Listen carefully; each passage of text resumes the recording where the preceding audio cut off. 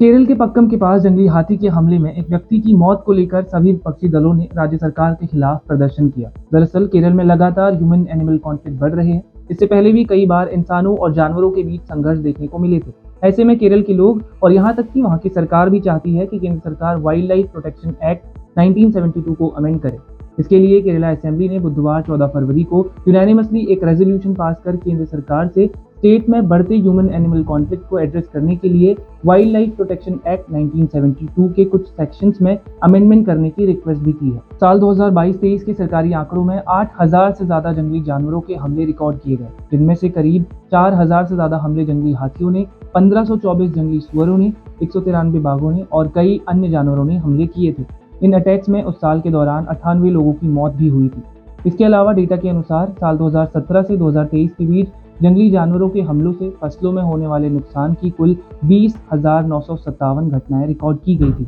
इन encounters में 1560 घरेलू जानवर भी मारे गए थे। केरल चाहता है कि वाइल्ड लाइफ प्रोटेक्शन एक्ट के सेक्शन 11(1)(a) में अमेंडमेंट किया जाए। दरअसल इस एक्ट का सेक्शन 11 जंगली जानवरों के शिकार को रेगुलेट करता है।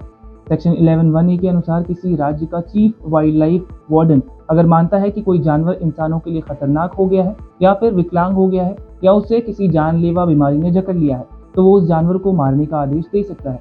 इसका मतलब है कि ये section chief wild life warden को ऐसे जंगली जानवरों को मारने का आदेश देने की पावर देता है, अगर उसे पकड़ने के बाद शांत या रिलोकेट ना किया जा सके। अब केरल चाहता है कि वाइल्ड लाइफ प्रोटेक्शन एक्ट के सेक्शन 11(1)(a) में अमेंडमेंट किया जाए ताकि चीफ वाइल्ड लाइफ वार्डन की पावर्स को चीफ कंजर्वेटर्स ऑफ फॉरेस्ट को ट्रांसफर किया जा सके। स्टेट का मानना है कि इस तरह के अमेंडमेंट से इंसानों के लिए खतरा पैदा करने वाले जंगली जानवरों से निपटने का प्रोसेस आसान हो जाएगा, क्योंकि ऐसा करने से डिसीजन मेकिंग आसान होगी और जल्दी होगी। आपको बता दें कि केरल में 5 CCF हैं जो अलग अलग जोन्स के इंचार्ज हैं।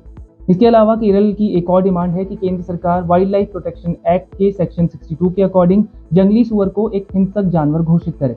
बता दें कि सेक्शन 62 के तहत केंद्र सरकार एक्ट के शेड्यूल 2 में मौजूद किसी भी जंगली जानवर को किसी एरिया या फिर पूरे राज्य में कुछ समय के लिए खतरनाक जानवर के तौर पर नोटिफाई कर सकती है। एक घातक जानवर घोषित होने के बाद जंगली सुअर अपने शिकार से बचने की सुरक्षा को खो देगा और लोगों को इससे निपटने में आसानी हो सकेगी।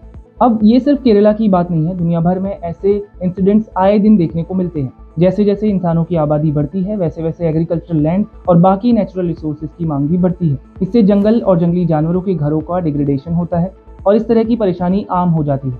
लिमिटेड नेचुरल रिसोर्सेज के लिए जंगली जानवर तेजी से इंसानों के साथ कंपटीशन कर रहे हैं, जिसके चलते ह्यूमन वाइल्ड लाइफ कॉन्फ्लिक्ट भी लगातार बढ़ रहा है।